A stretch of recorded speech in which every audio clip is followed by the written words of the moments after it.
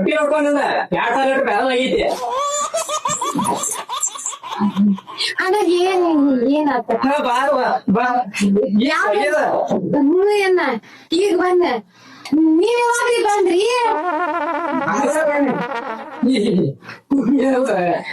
ನೀವು ಬರೋ ನೋಡಿ ಲೇಟ್ ಆಗಿದ 3 ತಿಂಗಳ ಬಸರ ಮಾಡಿದ್ದು ನಾವು ಮಾಡಿ ನೋಡಿಲ್ಲ ಎದಕ್ ಮಾತಾಡ್ತೀವ